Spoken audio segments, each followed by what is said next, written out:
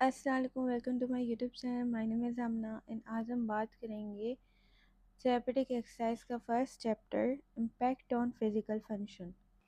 तो यहाँ पे थेरेपेटिक एक्सरसाइज का मतलब ये है कि ये एक सिस्टमेटिक प्लान परफॉर्मेंस है।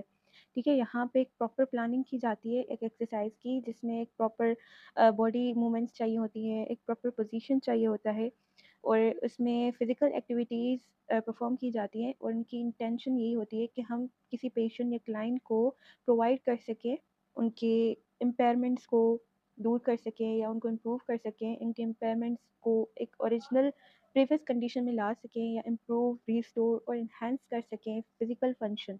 ठीक है? और उनके प्रिवेंट कर सकें और रिड्यूस कर सकें हम हेल्थ रिलेटेड रिस्क फैक्टर्स को, जो भी रिस्क फैक्टर्स हैं उनको हम कम कर सकें या उनको प्रिवेंट कर सकें through the exercise and optimise कर सकें हम ओवरऑल उन पेशेंट और क्लाइंट के health status, fitness and sense of well being. अब कंपोनेंट यहाँ पे डिस्कस किए गए हैं कि बैलेंस क्या है फर्स्ट। तो ability to align body segments against gravity to maintain और move the body within the available base of support without falling. अब बैलेंस का मतलब ये है कि हम अपनी बॉडी के सेगमेंट्स को, हमारे अपनी आर्म्स को, ट्रंक को अगेंस्ट द ग्रेविटी एक मेंटेन कर सके पोजीशन और मूव भी कर सकें within the available base of support. जो हमारा बेस ऑफ सपोर्ट है, जो एरिया हम कवर कर रहे हैं थ्रू फीट, तो वहाँ पे हम अपनी ही अवेलेबल बेस ऑफ सपोर्ट में हम अपनी बॉडी को अलाइन कर सकें और मेंटेन कर सकें अपनी पोजीशन। आइदर हम स्टैटिक में हो या डायनामिक पोजीशन में हो, तो हो हम अपनी बॉडी को अलाइन कर सकें against the gravity without falling. ठीक है, तो उसको हम कहते हैं बैलेंस। कार्डियोपल्मोनरी फिटनेस क्या है? The ability to perform moderate intensity repetitive total body movements like walking, jogging, cycling, swimming over an extended period of time. A synonymous term is cardiopulmonary endurance. Cardiopulmonary fitness, इसका मतलब क्या है? Cardio means heart, pulmonary means lung. तो इनकी fitness क्या है? तो इनका मतलब यही है, इसके फिटनेस का मतलब यही है कि हम एक मॉडरेट इंटेंसिटी एक्सरसाइज को बार बार हम परफॉर्म कर सकें, उसमें हमारी टोटल बॉडी मूवमेंट्स आ जाएँ। लाइक हम वॉक कर रहे हैं, जॉग कर रहे हैं, साइक्लिंग कर रहे हैं, स्विमिंग कर रहे हैं, तो ये इतनी हाई इंटेंसिटी की एक्सरसाइज नहीं है, ये मॉडरेट इंटेंसिटी की एक्सरसाइज है। और उनको हम बार बार करें over N extended period of time, बहुत टाइम तक, मतलब लॉन्ग टर्म के लिए हम ये एक्सरसाइज करें, तो ये हमारी कार्डियोपल्मोनरी फिटनेस को शो करती है। जो भी एथलीट है, उनका कार्डियोपल्मोनरी जो सिस्टम है वो बहुत फिट रहता है और इसी वजह से वो एक्सटेंडेड पीरियड ऑफ टाइम तक वो रेस भी कर सकते हैं और भाग भी सकते हैं। ठीक है, और दूसरी है हमारी कोऑर्डिनेशन। तो correct timing and sequencing of muscle firing combined with the appropriate intensity of muscular contraction leading to the effective initiation, guiding and grading of the movement. तो यहाँ पे ये बताया जा रहा है कि हमारी मसल की कॉन्ट्रैक्शन और कॉन्ट्रैक्शन कब होनी है, उसकी टाइमिंग और किस सीक्वेंस में होनी है। तो ये सारी जो अलाइनमेंट होती है हमारी मसल की, तो इसको हम कहते हैं कोऑर्डिनेशन। ठीक है, एक करेक्ट टाइम में, एक करेक्ट सीक्वेंस में, एक अप्रोप्रिएट इंटेंसिटी की मसल कंट्रैक्शन हो, जिसकी वजह से हम कोई इंटेंडेड मूवमेंट इफेक्टिवली कर पाए, उसको हम कहते हैं कोऑर्डिनेशन। और फ्लेक्सिबिलिटी क्या है? The ability to move freely without restriction used interchangeably with mobility. तो फ्लेक्सिबिलिटी का मतलब ये है कि हम अपनी बॉडी को मूव कर सकें विदाउट एनी रिस्ट्रिक्शन, कोई भी रुकावट ना आए और हम अपनी बॉडी को मूव कर सकें। ठीक है, तो यहाँ पे मैं कोऑर्डिनेशन का एग्जांपल दे देती हूँ कि इमेजिन आप एक बॉल थ्रो कर रहे हैं, तो आपके ब्रेन को स्पेसिफिक मसल्स को बताना पड़ता है कि जस्ट राइट टाइम में कौन सी मसल्स कॉन्ट्रैक्ट करेंगी, कितने अमाउंट ऑफ फोर्स से कॉन्ट्रैक्ट करेंगी और ऑर्डर क्या होगा उनके कॉन्ट्रैक्शन का। तो ये है हमारी कोऑर्डिनेशन, ये प्रिसिजन है एंड कंट्रोल इन मूवमेंट है, इसको हम कहते हैं कोऑर्डिनेशन। मैंने अभी फ्लेक्सिबिलिटी का बताया कि ability to move freely without restriction, तो बिना किसी रुकावट के मूवमेंट करना फ्रीली, उसको हम कहते हैं फ्लेक्सिबिलिटी। फ्लेक्सिबिलिटी हमें बताती है कि कितना मसल्स और हमारे सॉफ्ट टिश्यूज़ लेंथन हो सकते हैं ताकि हमारे जॉइंट्स फुल रेंज तक मूवमेंट कर सकें। अगर हमारा हैमस्ट्रिंग टाइट है तो हम अपने टोज़ को टच नहीं कर पाएंगे। तो स्ट्रेचिंग एक्सरसाइज हमारी इम्प्रूव करती है फ्लेक्सिबिलिटी। कि मोबिलिटी क्या है? कि मोबिलिटी एबिलिटी ऑफ स्ट्रक्चर और segments of the body to move और be moved in order to allow the occurrence of range of motion for functional activities. Passive mobility is dependent on soft tissues. Extensibility, in addition, active mobility requires neuromuscular activation. तो यहाँ पे ये बताया जा रहा है कि मोबिलिटी हमारी मोर देन जस्ट मसल को लेंथन नहीं करना होता, इसमें health of joint, ligaments and nerves का भी बताया जाता है। फंक्शनल रेंज ऑफ मोशन क्या है कि it's not just about how far a joint can move but how far it can move usefully for daily task. Mobility और flexibility में फ़र्क है। फ्लेक्सिबिलिटी हमारी without restriction movement, freely movement को show कर रहा होता है, और मोबिलिटी हमारे वो मूवमेंट है, वो फ्री मूवमेंट है जो कि यूज़फुल है इन डेली टास्क। ठीक है? तो इसका ना सिर्फ इतना ही काम नहीं है कि कितना वो जॉइंट मूव कर सकता है, उसका मोबिलिटी का जो काम है वो functional range of motion provide करना है कि कितना दूर तक हमारे जॉइंट मूव कर सकते हैं usefully for daily task. For example reaching overhead या बेंडिंग टू टाई शूज़। और यहाँ पे पैसिव मोबिलिटी ये बताया जा रहा है कि जब भी कोई एक्सटर्नल फोर्स लाइक थ्रेपेज या ग्रेविटी हमारे किसी बॉडी पार्ट को मूव करे, और ये डिपेंड करता है कि कितना हमारे टिश्यूज स्ट्रेच हो सकते हैं।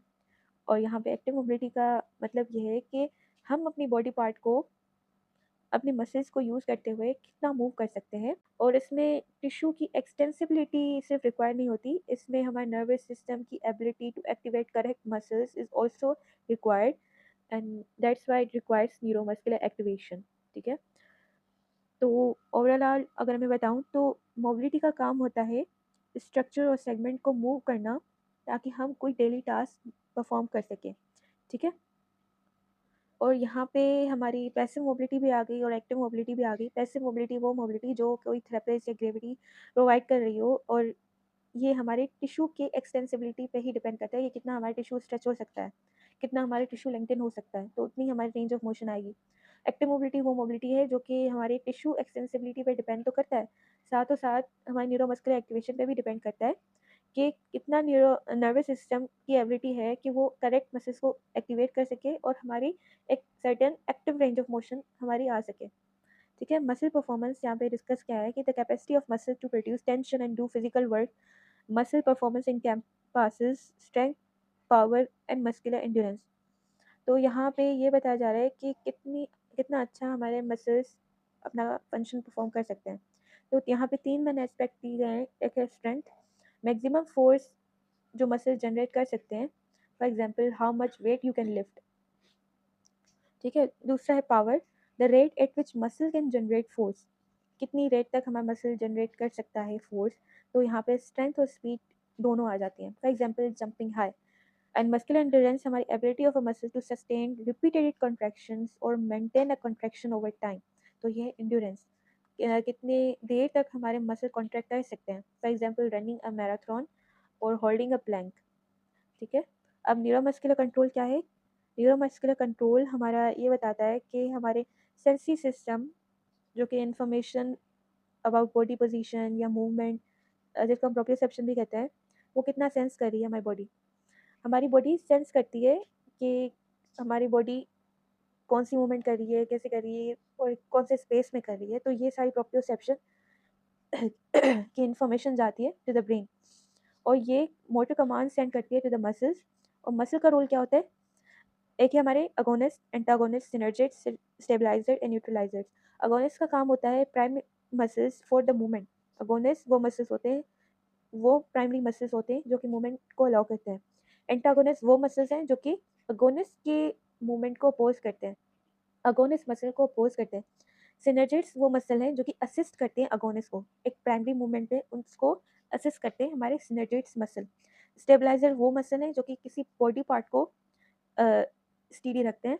न्यूट्रलाइजर्स हमारे वो मसल्स हैं जो कि अनवांटेड मूवमेंट को प्रिवेंट करते हैं। और ये सारी इंट्रैक्शन हमारी सारी ब्रेन में हो रही थी। तो हमारा ब्रेन कॉन्स्टेंटली फीडबैक हमारी बॉडी के सेंसरी सिस्टम से ले रहा होता है, और ये अपनी इंस्ट्रक्शंस, जो कि जिसको हम मोटर इंस्ट्रक्शन भी कहते हैं, वो डिफरेंट मसल ग्रुप के पास भेजता है, ताकि ये स्मूथली एक दूसरे के साथ मिलके काम कर सकें और एफिशिएंटली डिजायर मूवमेंट प्रोड्यूस कर सकें। अब है स्टेबिलिटी। तो ability of a neuromuscular system through synergic muscle action to hold a proximal और distal body segment in stationary position. तो खैर यहाँ पे बता रहा है कि स्टेबिलिटी क्या है? बॉडी पार्ट को फिर्म रखना एंड उनको कंट्रोल रखना, वेदर हम खड़े हुए हैं, बैठे हुए हैं या मूव कर रहे हैं। फॉर एग्जांपल हमारी जो कोर मसल है वो हमारे स्टेबलाइज करती है ट्रंक को when you lift your arms. Proximal distal यहाँ पे डिस्कस किया है कि इसका मतलब ये है stability can be maintain closer to the centre of body, like proximal जिसको हम कोर स्टेबिलिटी भी कहते हैं, या further away like distal part को इसको हम एंकल स्टेबिलिटी भी कह सकते हैं। तो प्रॉक्सिमल डिस्टेंस यहाँ पे बताया गया है कि स्टेबिलिटी हम प्रॉक्सिमल एंड डिस्टल पार्ट को भी रख सकते हैं, लाइक कोर मसल हमारी प्रॉक्सिमल मसल को कह सकते हैं towards the centre of body, जो हमारे मसल्स हैं तो वो भी हमारी बॉडी को स्टेबलाइज करने में हेल्प करती हैं, और जो डिस्टल मसल्स है वो भी हमारे डिस्टल पार्ट को स्टेबल रखने में हेल्प करती हैं, like ankle stability. Stable base हमारा वो बेस है when you move one part of your body, other parts often need to remain stable to allow that movement to be effective. तो stable base का मतलब यही है कि हम एक बॉडी पार्ट को मूव करें और उसका अफेक्ट किसी दूसरे पार्ट पे ना आए, वो स्टेबली रहे और एक पार्ट हमारा मूव कर सके, तो इसको हम कहते हैं स्टेबल बेस। ये अलाउ करती है movement to be effective. Joint stability हमारी वो स्टेबिलिटी है जो कि जॉइंट को एक करेक्ट पोजीशन में मेंटेन रखती है।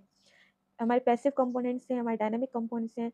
पैसिव कंपोनेंट हमारे जॉइंट में कौन से आ जाते हैं? Ligament, joint capsules and shape of the bones themselves, ये हमारे पैसिव कंपोनेंट्स हैं। और डायनामिक कंपोनेंट्स हमारे मसल्स आ जाते हैं जो कि सराउंड कर रहे होते हैं जॉइंट को, और वो एक्टिवली कॉन्ट्रैक्ट करके हमारे जॉइंट को अलाइन कर सकते हैं। डायनामिक वो है जो कि हम खुद अपने मसल को कॉन्ट्रैक्ट करके, या न्यूरोमस्कुलर सिस्टम उसके साथ होता है ताकि हमारे मसल एक सही अलाइनमेंट में कॉन्ट्रैक्ट करें, एक सही तरीके से करेक्ट टाइमिंग में कॉन्ट्रैक्ट करें ताकि हमारे जॉइंट अनस्टेबल ना हो, वो अलाइन ही रहे। ठीक है, तो यही था आज के लेक्चर के बारे में।